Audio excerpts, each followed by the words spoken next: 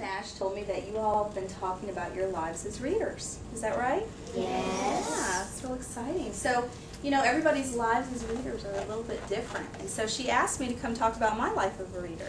So, you know, my life as a reader has really changed over the years because the things I read have changed. So the first thing I wanted to show you was some of the kind of things I'm reading now. So I brought my trusty, this is my tote bag that I take with me to the library. I go to the library a lot, and that's because I read so much, I don't want to pay for the books at the bookstore. Because, you know, they're kind of expensive. They cost a lot of money, unless you get a paperback. So if you buy a book that costs $8 and you read it in 3 days, it's getting pretty expensive to read. So guess what? The library is free. So I go there a lot. So this is my library bag, and I have some of the things I've been reading lately. This is not really a book I read from cover to cover, but it's a book I probably use like every week. You ever seen these dummies books? Maybe you've seen an adult read them before. This one is Front Page for Dummies, and what this is about is how to build websites.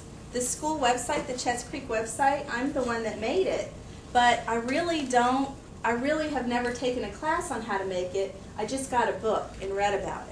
So whenever I want to find out how to do something, I go in here and I look at the table of contents and kind of figure out where the chapter is that's going to help show me what I need to do on the website to change something. And so I have a little sticky note right here because this is the last thing I was doing, which is setting up the templates of the pages and making them look the way they look. So you'll have to check out the website if you haven't been on that. But this is a book I look at a lot. Now this doesn't mean that I'm a dummy when I'm reading a dummy book. They call it that just to kind of be funny because they're trying to say that this book has all the answers because even a dummy can do it. So I like these books a lot whenever I need help with something like that. And then this is a book that I'm reading right now, and this is a book, it's called School Leadership That Works, and it doesn't look like a very fun book, does it? I'll tell you a secret, it's really not. Mrs. Phillips gave me this book because we're doing a book study right now. We're doing a book study of some of the teachers, and we meet with Ms. Phillips one day a week, and we talk about the chapter that we were supposed to read, and that might be something that you might be doing in 3rd grade later in the year. So every week I have a little sticky note in here, and I use sticky notes a lot for bookmarks because they never fall out. And I write on here what I'm supposed to read so that I know for the next week. So right now I'm on page 65, and next week I have to be all the way to 75. That's only 10 pages. That's not too hard. But it's a lot of material that's, you know, really small writing with no pictures, so I really have to concentrate when I read that. And sometimes I have to read the whole page again because I get down to the bottom and I think, oh, I have no idea what I just read because it was so hard to read. Have you ever had that happen to you as a reader? Where you get down to the bottom and you're like, oh, I have no idea what I just read. It happens to me a lot in this book, so I'm glad she only gave me 10 pages for this week. So that's something I'm reading right now. And this is a book I'm excited about because Mrs. Timmons gave it to me yesterday. This is a book called Teaching with Intention, and it's about teaching reading. And that was one of the things that I loved to do for a really long time. Now I do teach technology. I do a lot of stuff with just computers, but I taught reading for a really long time. And so I'm hoping that I'll get a lot of really neat, good ideas that I can share with Mrs. Nash. It's the new Debbie Miller book. That I can share with Mrs. Nash and some other teachers to really bring some fun things into the classroom for you guys to do. So I'm really excited about this book because I'm going to start that one soon. And then this is another one that I got in the mail this week.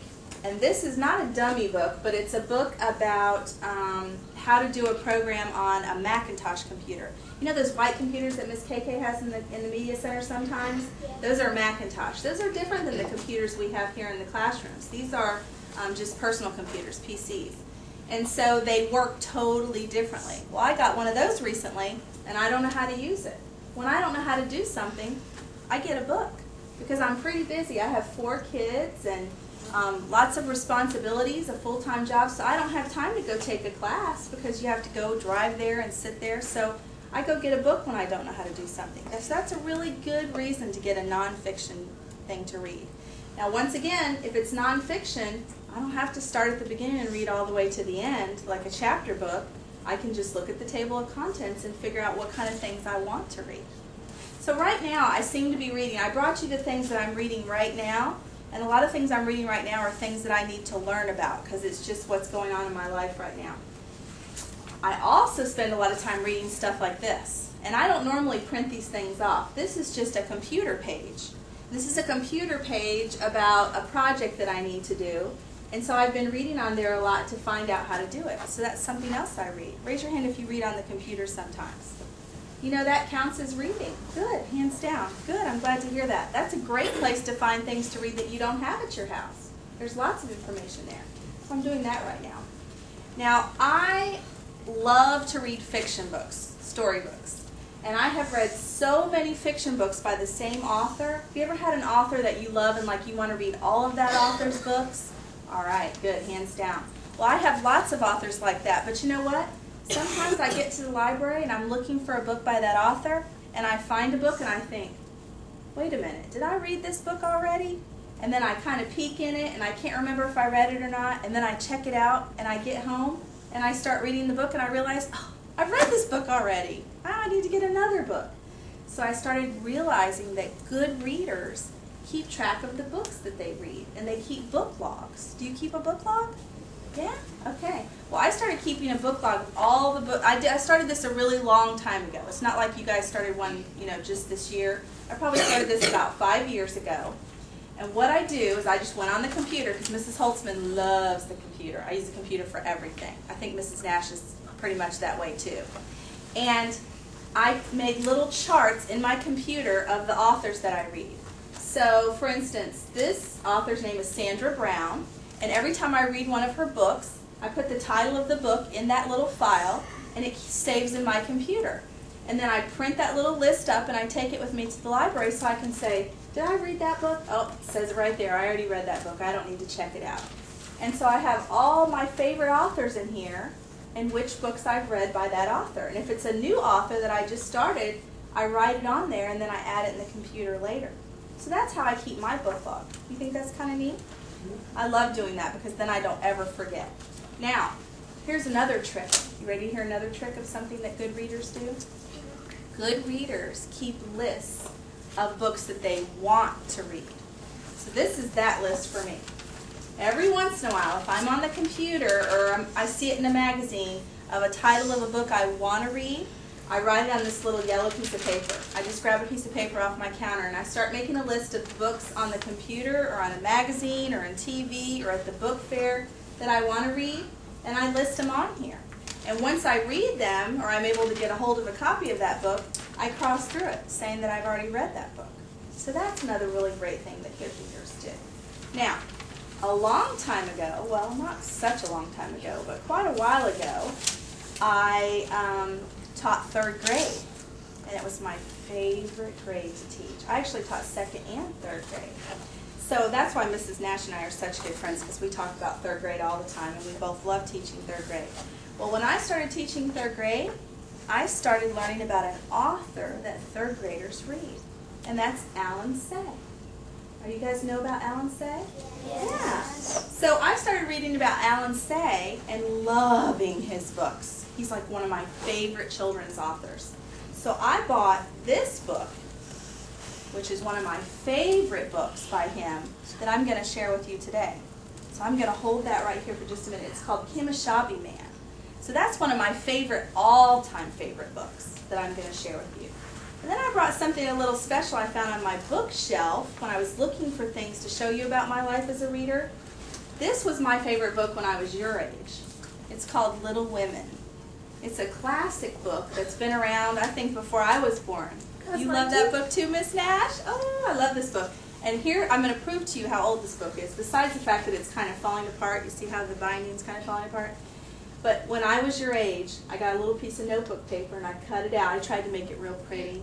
And I cut it out and I wrote, "This book belongs to Melanie," because that's my first name. And you see what my handwriting was like when I was in 3rd grade? It's pretty neat. I tried to do a good job.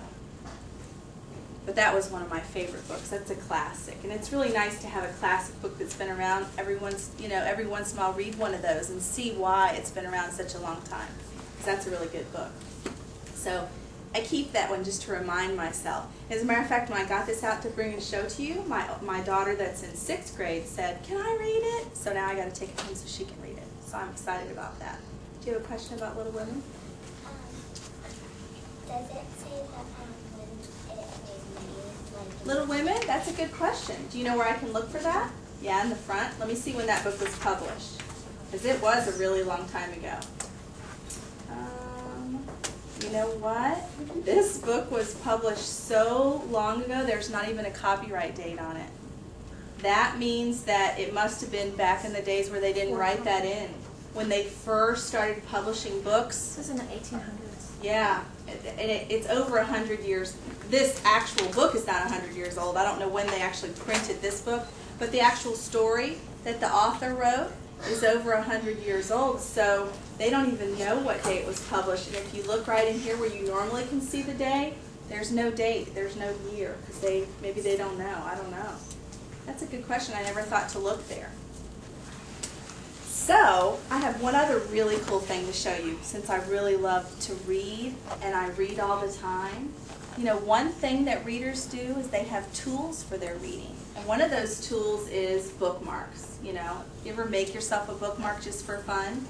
You know, I just stuff things in there like sticky notes and stuff, because I seem to lose my really nice bookmarks. But this is a reading tool that I have that I love. And I use it when we go on trips in the car. This is my book light. Because, you know, my husband is a police officer. And so he works at night, and he's used to staying up at night. So he likes for us to travel in the car for a long time at night. Well, guess what? There is nothing to do in the car in the dark. You're just sitting there, bored out of your mind, nothing to do. So I got this really cool book light. And what I do, let me get one of my books so I can show you. What I do is I get one of my books out that I'm going to read, and I put it on my lap in the car, and I get out my trusty little book light, clip it on my book, and flip my little light down, and then I can turn it on, and it lights up my page. Do you see that light in there? So it lights up my page so I can read while I'm in the car in the dark. How cool is that?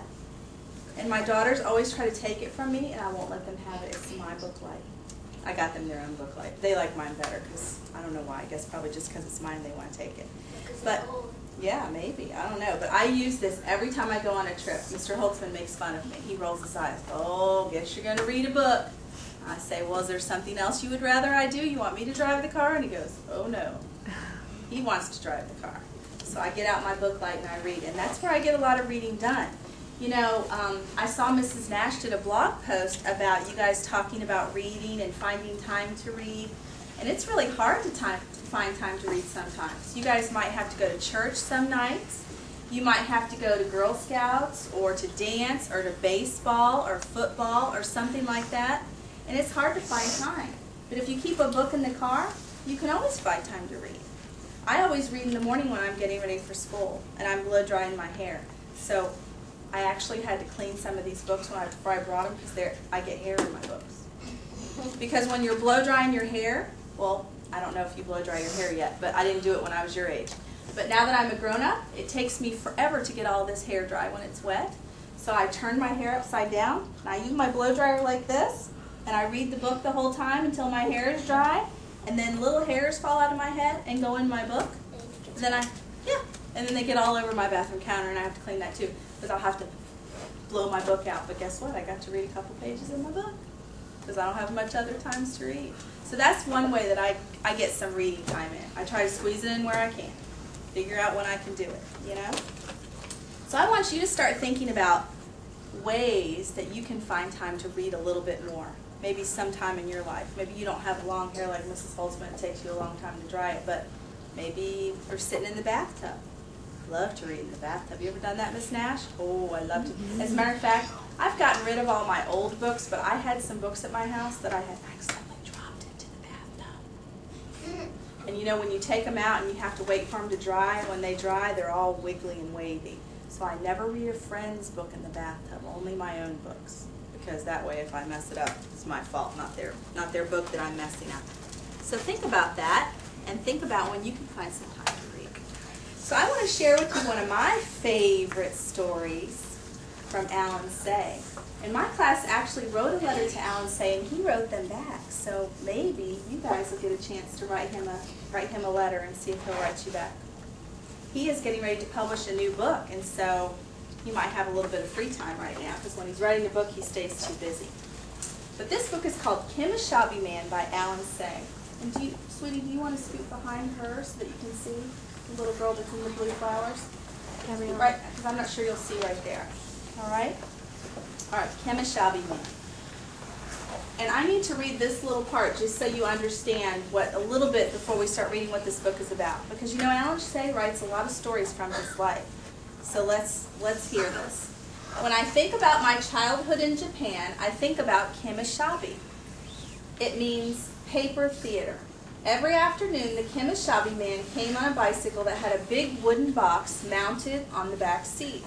The box drawer was full of candies and a stage at the top. We bought candies and listened to the man's stories. As he told the stories, the Kim a Shabby Man would slide out the picture cards in the stage one by one, and he would put them in the back, like shuffling a deck of cards. The stories were actually one never-ending tale, with each installment ending with the hero or heroine hanging from a cliff or getting pushed off of it.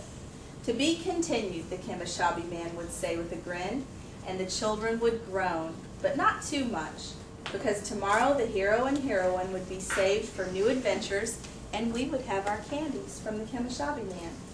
They were cliffhanger stories, so when I came to America, that was one expression that no one had to explain to me. Today, any sort of cliffhanger reminds me of the happy memories that the Kim a Shabby Man had given me, and this book, although it has no high cliffs, let me be your paper theater man for a day. You'll have to get your own sweets. Kim a Shabby Man. Not so long ago in Japan, in a small house on a hillside, there lived an old man and his wife. Even though they never had children of their own, they called each other Jichan and Bachan. Jichan is grandpa and Bachan is grandma. One day Bachan said, "Jichan, you haven't said a word in 3 days." I've been thinking how much I miss going on my rounds," he said. Bachan stared. "How many years has it been?" she asked. Yes, quite a while, but my legs are good and I've kept the bicycle in good order." "I don't know, but one day won't hurt, I suppose. Should I make some candies?" "That would be very nice," Jichan said. The next day, Jichan rode his bicycle down the hillside in the first light of morning. How many years has it been?" he asked himself. "And do I remember such a fine morning, all so fresh and young? Well, good morning to you, rickety old bridge, still going strong after all these years." He began to hum a tune that his mother used to sing when he was a small boy. When he came to the city, he stopped humming. "This isn't right," he said. "I must have taken a wrong turn, but there's that old house I used to go by every afternoon." A car horn blasted at him, and then another. "Why are there so many cars all of a sudden? Look at these tall buildings. You would think I was in another country." A truck blasted its horn behind him. He pulled into a vacant lot and panted. "Can't a man ride his bicycle in peace? I don't remember such rude drivers." Catching his breath, he looked across the street and he gaped. Can this be? There's the old noodle shop that used to be the only building here, and there's a nice park all around, but now look at all these shops and restaurants. They chopped down all the beautiful trees for them. Who needs to buy so many things and eat so many different foods? Shaking his head, he slowly took the canvas off the box on his bicycle. He propped up the stage and he checked the story cards inside, patting each painting.